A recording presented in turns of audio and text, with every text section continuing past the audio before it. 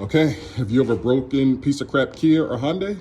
This is how you start it with a Lexus or a Toyota, because we all know Toyota's the best car ever made. So what you're gonna do is you're gonna connect your positive and negative battery cable to your positive and negative battery terminal on your car, Toyota. Make sure the car is off. You're gonna do the same thing on the piece of crap Kia or Hyundai, whichever one you have. Then you're gonna have your daughter start it. Let's go ahead and start it.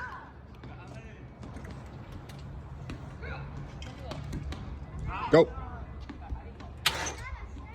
Oh. Oh. Try one more time.